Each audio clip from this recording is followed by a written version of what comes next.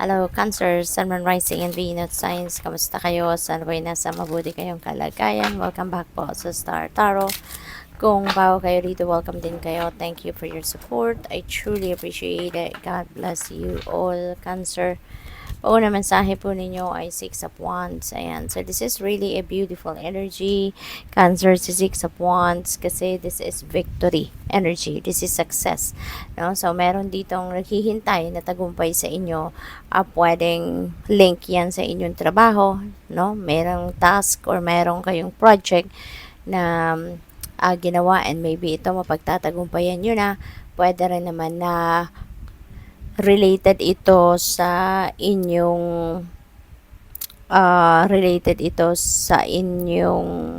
negosyo, no? So pwedeng ganun din ang ganap rito, no? So probably matagumpay, no? Na-achieve ninyo kung ano man yung pinagsisikapan ninyo rito, yung mga goals ninyo, maybe na-hit ninyo, no, at this time. Kaya magiging magiging sikat kayo, you will be recognized, you will be rewarded financially, kaya napakagandang success, no, ang naghihintay sa inyo rito. We have Wheel of Fortune. Holy moly, napakaganda naman ito, Cancer. You know, this is Wheel of Fortune. Napakaswerte ninyo. This is good luck and good fortune on your side. Such a beautiful energy, no? Energies pala. Kasi yung Six of Wands dito talagang super ganda rin, no? This is victory energy. Si Wheel of Fortune, good luck, good fortune, diba? So talagang super ganda, no? Napakagandang pasabog ito. First two cards pa lang itong lumabas para sa inyo. So, parang siksik-liglig umaapaw na, diba? Sana mag-build ng momentum, no? Patungo doon sa ending ng reading natin. So, there's a lot of beautiful energies coming your way dito, no? Siguro. At merong mga positibong pagbabago, no? Na magaganap sa buhay ninyo rito. And that could be in various areas of life, no? Depende sa inyong sitwasyon. Kasi pwedeng iilan lang na area sa buhay ninyo, siswertehin kayo. Pwede rin naman yung kabuuan talaga, no? Iba't ibang area. Pwedeng mabalot talaga kayo ng swerte, 'di ba? So, yun. Maaring mabisi kayo, maraming gagawin, maraming changes na pwedeng mangyari dito, no? At ang changes na to for the better. So, maganda. So, what else? We have Seven of Wands. Ayan. Sword, sorry. So, merong rito. Warning para sa inyo, no? So, this is a warning para sa iyo na mag-iingat kayo then sa mga taong nasa paligid ninyo, no? Lalo-lalo na ng swerte-swerte ninyo pag dumating na itong mga pangyayaring ito. So, lalong mag-iingat kayo. Kasi there could be a lot of people around you na, alam mo yun, may mga may itim na budhi, ganon, or merong mga kainggitan sa katawan. Kaya because this is an energy of liar, cheater, and stealer, no? So pwedeng merong mga magnanakaw dyan, mangbubudol, scammer, you know, sinungaling. Kaya mag-iingat kayo. Huwag kayong basta-bastang huwag kayong basta-bastang magtitiwala, no, sa mga tao sa paligid ninyo, because you never know kung ano ang pwede nilang gawin. At saka, yun nga, mag-iingat kayo sa mga valuables ninyo, pag-ingatan ninyo yung mga kayamanan ninyo, kaperahan, and even mga ideas, plano, no? Just keep it close to your heart, because you never know kung hanggang saan ang kaya nilang gawin na panloloko sa iyo, or baka nakawin nila yung mga ideas ninyo, diba? What else? We have Five of Wands. So, meron ditong maybe discussion, heated argument, pwedeng may ganong ganap. Kaya mag-iingat din kayo. Okay? Kasi maaring meron ditong hindi pagkakaintindihan kayo at kung sino man. Pwedeng competition yan. Rivalry sa trabaho, sa posisyon, sa trabaho. Pwedeng ganon. Kaya ingat kayo. Okay? Mag-iingat kayo. Huwag kayong masyadong kampante, 'di ba? Sa mga taong nasa paligid ninyo, kasi you never know kung anong mga, alam mo yun, mga ideas din nila. So, tingnan natin kung ano pa yung ganap no? Sa buhay ni Cancer for the week.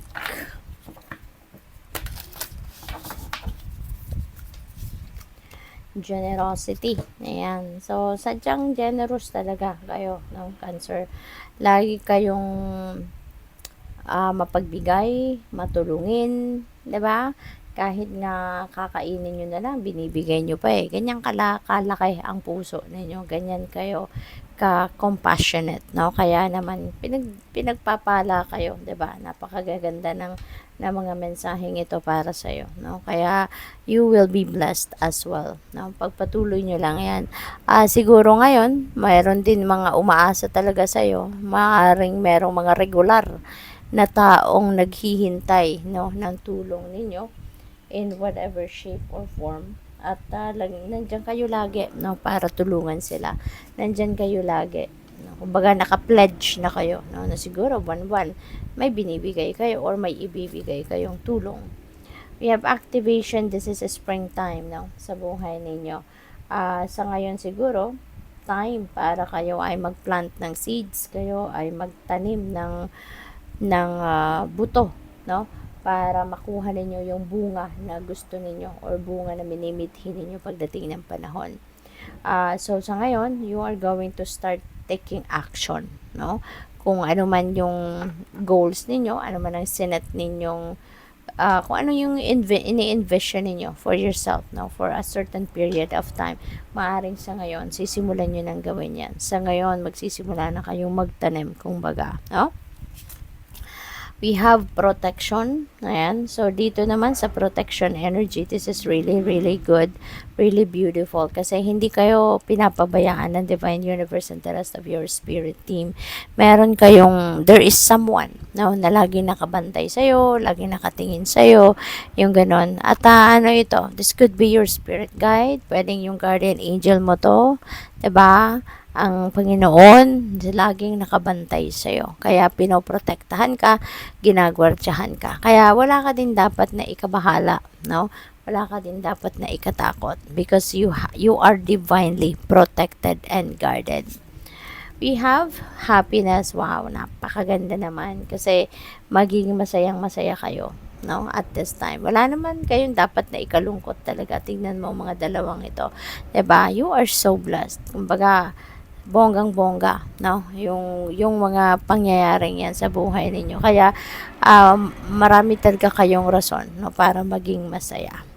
At maaari din na kung ano yung mga minimithi ninyo, ano yung mga heart's desires ninyo, ano yung mga dreams ninyo, maaaring yan ay nakukuha nyo na or maaaring yan ay nai-experience nyo na at this time. Kaya kayo'y masayang masaya.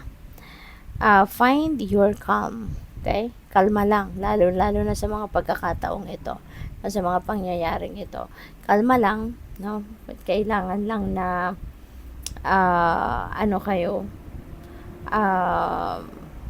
wag ninyong hayaan na kunin ng ibang tao yung peace ninyo, yung calmness ninyo, yung serenity ninyo, no? So maintain that peace and tranquility and calmness sa sarili ninyo, no? Kahit ano man ang nangyayari sa outside world ninyo, wag ninyong hayaan na maistorbo kayo, hindi ba? Always think positive, always project positivity. What else? We have stay fresh. Ayan. So start fresh. Okay? So, mayroon talagang bagong ganap dito na mangyayari, no? Dyan sa Wheel of Fortune. Ayan, maraming changes. Positive changes are about to happen sa buhay ninyo. Kaya yan ang sigurado, no, na magsisimula kayo ng bagong chapter sa buhay ninyo. Magsisimula kayo ng bagong ganap sa buhay ninyo, no? What else? We have Lemurian quartz. Ayan, practice patience, okay? Magpasensya, matutong magpasensya, huwag may initin ang ulo, huwag maging irritable, no? Sa ngayon, magpasensya, habaan pa ninyo ang understanding, habaan pa ninyo yung inyong patience, okay? At on another scenario naman, this could be patience, no? Doon sa mga bagay na pinagtatrabahuan ninyo, sa mga bagay na pinagsisikapan ninyo. Kasi tignan ninyo nga, 'di ba? Yung patience ninyo, no, nag-pay off na in some areas of life kasi nga ayan nakuha nyo na yung tagumpay, 'di ba? So maaaring sa ibang bagay ito na baka meron din kayong minamadali. So yun, practice patience. Okay, wag ninyong i-rush, wag ninyong pilitin kasi 'di ba? Always remember na lahat naman, no? Nangyayari according to the divine order and timing. Okay? Hindi natin pwedeng ipilit ang gusto natin, hindi natin pwedeng i-rush, no, yung mga bagay-bagay. Red Jasper, take action. Okay? So mag-take action kayo. Wag na kayong wag na kayong wag na kayong magpatumpik-tumpik pa. Wag na kayong magpapamamaya-maya na effect or magpapabukas pa or sa isang linggo na, 'di ba? Kung meron ng oportunidad, why not, 'di ba? Take advantage of that habang ang opportunity ay nandiyan. So, it's important na mag-take action na kayo, no? At wag na kayong mag-delay pa. So, good luck. Thank you for watching. Love and light. Namaste.